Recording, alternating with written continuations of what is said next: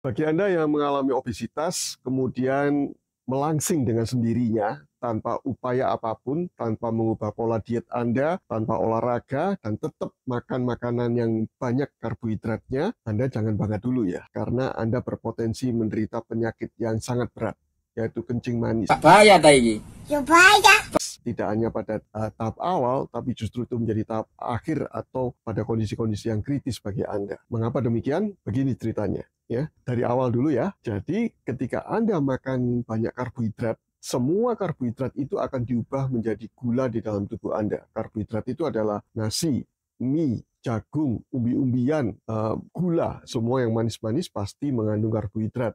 Ya, kemudian yang paling berbahaya adalah makanan yang diproses seperti junk food, ya, minuman bersoda, kemudian donat, kue-kue kering, ya, crackers, sereal, itu banyak mengandung karbohidrat. Karena itu ketika Anda lebih banyak konsumsi jenis makanan seperti itu, maka gula darah Anda akan meningkat naik.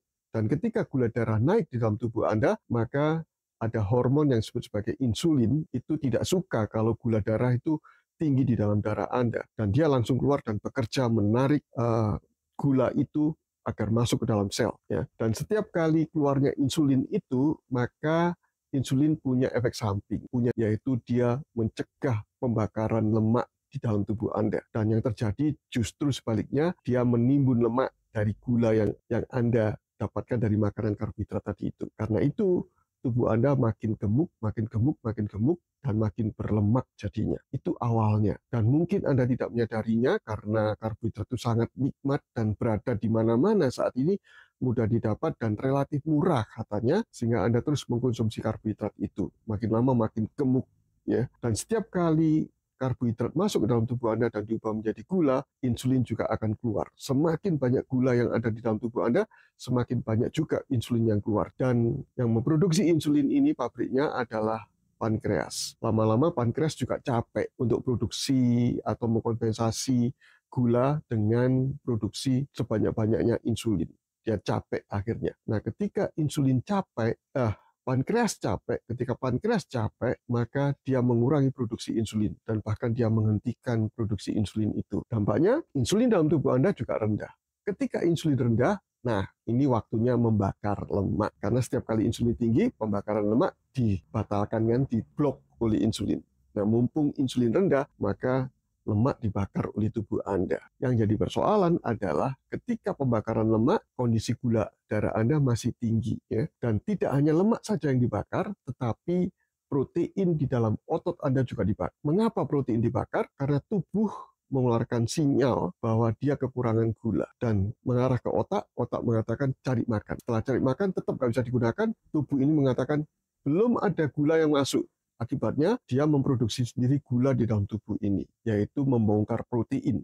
Pada tayangan sebelumnya sudah saya sampaikan bagaimana mekanisme pembongkaran otot karena proses gluconeogenesis, pembentukan gula. Jadi, lemak tubuh Anda dibongkar untuk energi tetapi tidak bisa digunakan tubuh. Kemudian protein juga dibongkar untuk menjadi gula darah Anda, tidak bisa digunakan.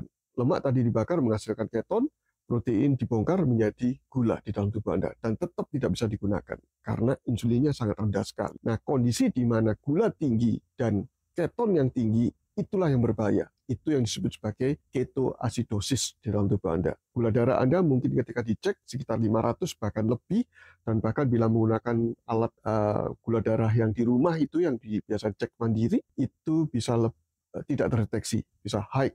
Ya, nah kondisi yang gula yang tinggi dan keton yang tinggi itulah yang berbahaya. Jadi menyebabkan sekali lagi kondisi ketoasidosis yang bisa mengakibatkan Anda menjadi koma bahkan tidak sadar. Dan ketika kondisi itu sampai pada rumah sakit, maka rumah sakit akan menyediakan ruangan khusus bagi Anda, yaitu ICU. Karena kondisi Anda sedang terancam nyawanya. Banyak organ yang rusak karena kondisi ketoasidosis itu. Nah, karena itu Anda jangan bangga dulu ketika tubuh Anda melebar, membesar, kemudian menyusut dengan sendirinya tanpa adanya perubahan pola hidup dan pola makan, dan tanpa exercise, tanpa upaya apapun, dan tetap makan karbo yang banyak, hati-hati.